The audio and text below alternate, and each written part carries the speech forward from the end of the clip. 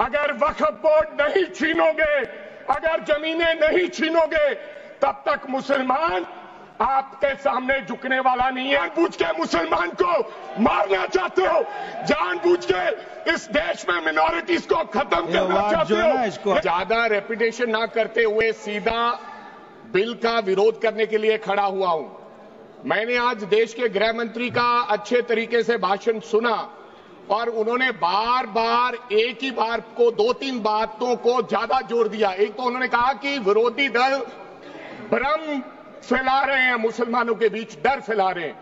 ये हमने फैलाया हुआ डर नहीं है।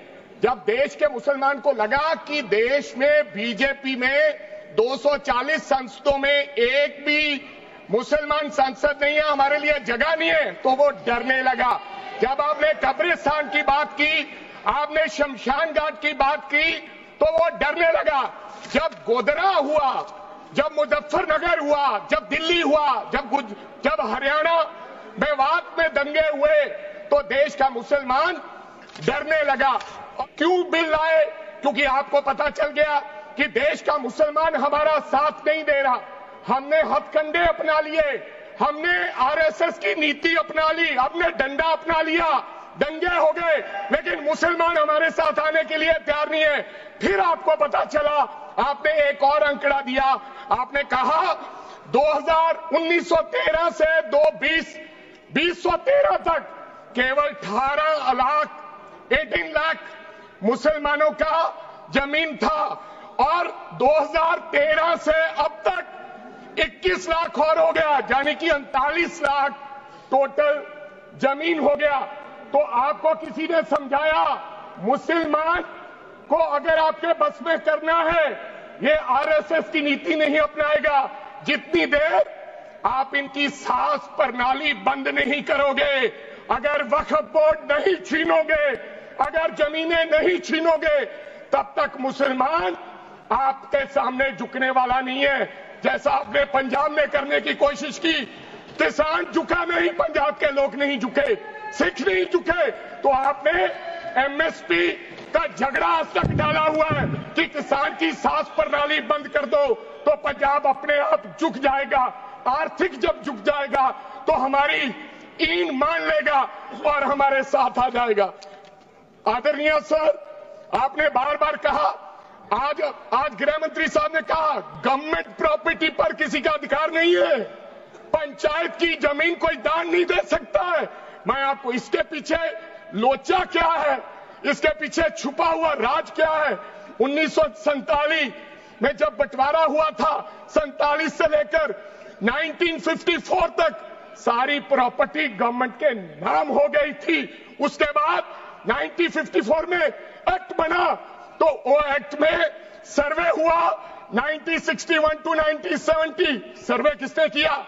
कलेक्टर ने। अगर पंजाब की, हरियाणा की, हिमाचल की बात करूं तो डिविजनल कमिश्नर अंबाला बैठते थे, उन्होंने सर्वे किया, तहसीलदारों ने सर्वे किया, तो वक्फ बोर्ड को यह जमीन देने का काम किया। अब क्या हो गया? जैसे राहुल गांधी कर्नाटक में भाषण देते हैं, गुजरात में मुकदमा दर्ज होता है, सजा हो गई। गवर्नमेंट की प्रॉपर्टी तो 1947 और 1954 में तो सारी प्रॉपर्टीज गवर्नमेंट की थी।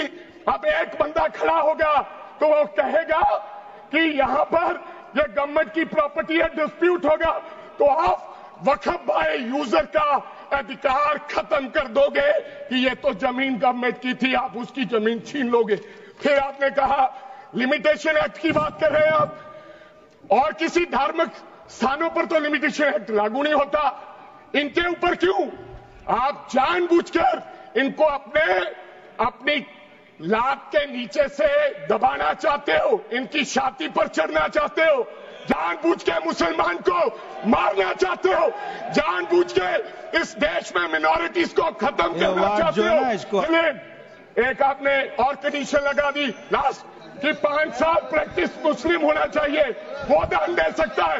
मैं सरदार हूं और ऐसी कई उदाहरणें हैं पंजाब के अंदर।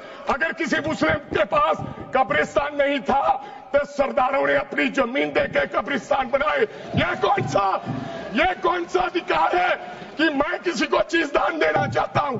और इसको कौन बताएगा? रिजू साहब ये बताएंगे कि ये प्रैक्टिसिंग मुस्लिम है या नहीं है? ये सरासर अन्याय है। कल को श्रोमणी गुरुद्वारा प्रबंधक कमेटी 1925 का सिखों का जो एक्ट है आप उसमें भी संशोधित करेंगे। आपको लगता है पहले मुस्लिम मारेंगे, फिर सिख मारेंगे, फिर क्रिश्चियन मारेंगे? ये आपकी सोच है और मैं बिल का विरोध करता हूं।